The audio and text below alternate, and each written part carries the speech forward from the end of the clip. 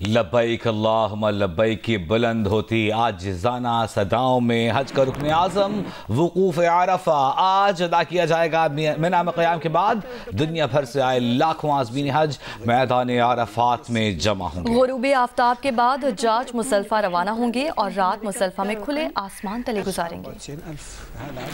لاکھوں عازمین حج منی میں رات گزارنے اور صبح نماز فجر کی ادائیگی کے بعد میدان عرفات روانہ ہوئے، جہاں مسجد نمرہ میں خطبہ حج ہوگا۔ مسجد الحرام کے امام شیخ ڈاکٹر صالح بن عبداللہ یوم عرفہ کا خطبہ دیں گے۔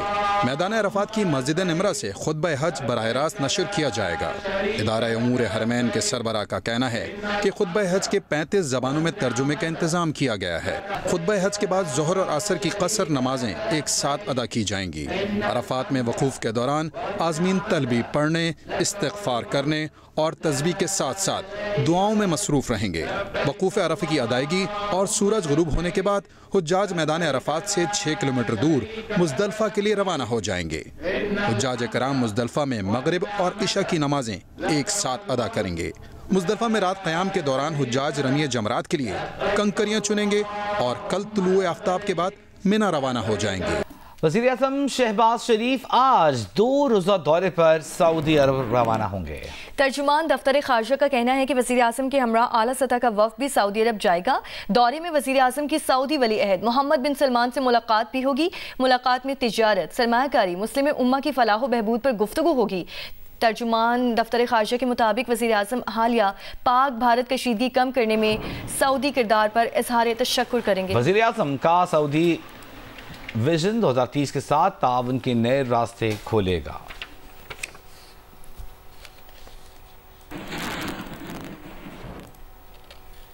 ابھی آپ کو بتائیں کہ اقوام متحدہ کی سلامتی کونسل میں غزہ مستقل جنگ بندی اور امداد کی بلا رکاوٹ فراہمی کا قرارداد امریکہ نے ویٹو کر دی۔ دیگر 14 اراکین نے قرارداد کے حق میں ووٹ دیا۔ قرارداد پیش کرنے والے ممالک اور حق میں ووٹ دینے والوں میں پاکستان بھی شامل تھا۔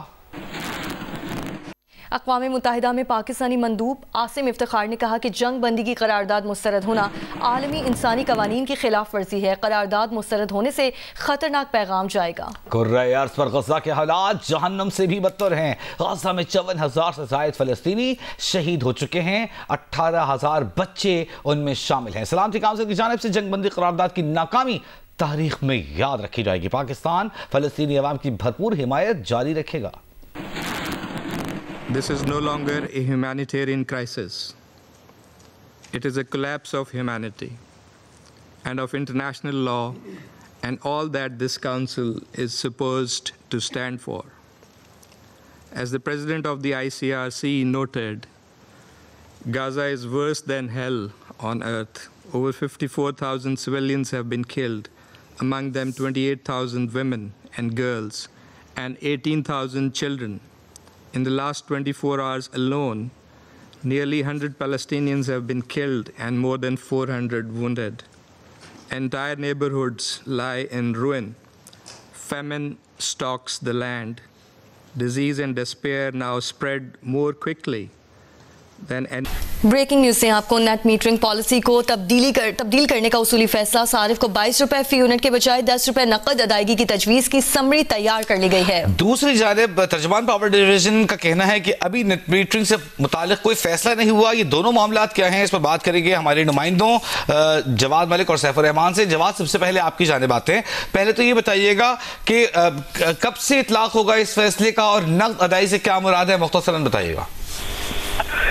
جی بالکل، یہ بات سامنے آئی ہے کہ یہ جو سولر کے حوالے سے گورنمنٹ بڑی پریشان تھی، وزارت توانائی خاص طور پر بڑی پریشان نظر آتی تھی، اور ان کے ماضی میں جو دعوے رہے ہیں کہ سولر پالیسی تبدیل نہیں کی جائے گی اور یہ گرین انرجی ہے، عوام کو اس طرف آنا چاہیے، صارفین کو مراد کا اعلان کرتے رہے، صارفین کو اس طرف لانے کے لیے یہ راغب کرتے رہے۔ لیکن اب جو لیسکو کا ایک ڈپارٹمنٹ ہے میراڈ، جو کہ ایک تبدیلی تیار کرتا ہے اور اس کی ساری جو پالیسیز ہے وہ تمام نیپرا کے ساتھ مل کر اس کو دیکھتا ہے، تو میراڈ کی ذرائع سے یہ رپورٹ سامنے آئی ہے کہ سولر کے حوالے سے نئی پالیسی تیار کر لی گئی ہے اور اس سمری کو وزارت توانائی کو بھجوایا جا رہا ہے۔ وزارت توانائی اس کا جائزہ لے گی، اس کے بعد یہ کابینہ سے بجٹ کے بعد، کیونکہ بجٹ آ رہا ہے تو یہ نہیں چاہتے इसे बजट में रखा जाए और शोर मचे और सार्फिन और जो सोलर एसोसिएशन है या ताजर है वो सड़कों पर आए या इस पॉलिसी पर तनकीद की जाए। तो इसको थोड़ा सा डिले किया जा रहा है और जराये का ये कहना है कि ये 30 जून के बाद टेबल कर दी जाएगी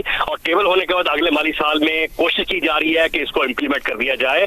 और ये पॉलिसी ये होगी कि अगर पहले मेरे 300 यूनिट आते थे जो मुझे इम्पोर्ट होते थे और एक्सपोर्ट पॉलिसी थी, एक इम्पोर्ट एक्सपोर्ट पॉलिसी, यानी मैं उसे अपना लेस्को को देता था, तो मेरा वो बिल जो है 12 रुपए से लेके 25 रुपए तक उसकी एवरेज बनती थी, वो मुझे मिनहा कर दिया जाता था और उसे कहते थे यूनिट मिनहा कर दिए गए।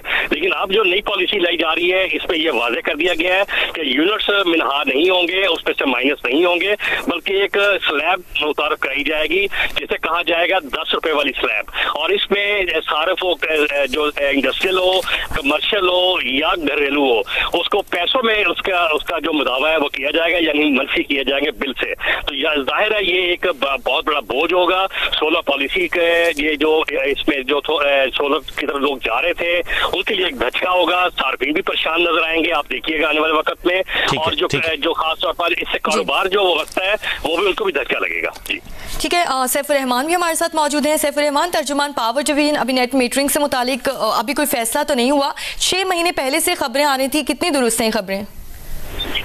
अब देखिए, नेट मीटिंग से मुताल्लिक आपको मालूम होगा कि 13 मार्च को ईसीसी ने इसका डिसीजन दे दिया था। डिसीजन ये दिया था कि जो नेट मीटिंग सार्फिन होंगे जो अपनी बिजली बनाने के बाद जो इजाफी बिजली जो उसके पास होगी, जो नेशनल ग्रिड को देगा गवर्नमेंट, जो पहले उसको 23-24 इवन के कभी 27 रुपए भी मिल जाते हैं उस सार्फ को, उसकी कीमत तमाम चीजें मिलाकर ईसीसी ने इसकी कीमत 10 रुपए कर दी थी।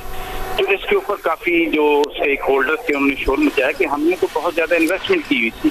लेकिन ईसीसी में साथ एक चीज ये भी शामिल थी कि जिन लोगों ने इन्वेस्टमेंट की है, जिनके एग्रीमेंट्स है, गवर्नमेंट उनको अबाइड बाई करेगी, उनको नहीं छेड़ेगी। लेकिन जो नए सार्फिन आएंगे उनके लिए ये रेट जो होगा वो 10 रुपए होगा। तो इसके बाद वज़ीर आज़म की हिदायत पर दोबारा इस पर काम शुरू हुआ। तो कल भी इस हवाले से इजलास हुआ है। इसके पीछे जो फलसफा है वो ये है, जो कि नेट मीटरिंग की जो तादाद है, सार्फिन बहुत ज्यादा बढ़ रहे हैं, तो जितनी सार्फिन की तादाद में इजाफा होता जाएगा, जब सारी की सारी नेशनल ग्रिड की बिजली जो है वो निकल जाएगी, नेट मीटरिंग सार्फिन अपनी बिजली बनाएंगे, ज्यादा वो खुद इस्तेमाल करें, तो गवर्नमेंट के लिए बहुत मुश्किल हो जाएगा कि जो ट्रस्टी पेमेंट्स हैं वो सारी की सारी उन सार्फिन पर पड़ेगी जो नेट मीटरिंग पर नहीं है। लेकिन सवाल ये पैदा होता था कि इन्वेस्टर ये कहते थे कि हमसे फिर सरमायाकारी क्यों करवाई गई। लेकिन अभी भी आज की तारीख तक मेरी जो तर्जमान पावर डिवीजन सफैयाब साहब से बात हुई है, उनका ये कहना है कि इसमें मुख्तलिफ तजावीज़ हैं। अभी इस हवाले से ठीक है, जवाद मलिक और सैफुर रहमान हम इस हवाले से तमाम तर डिटेल से आगे करे थे, बहुत शुक्रिया।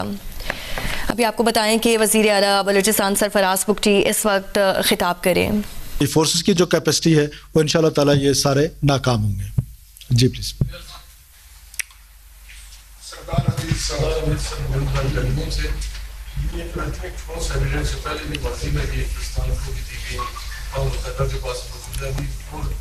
आपने दिखाए तो कहा कि चीजें और ये जो आगे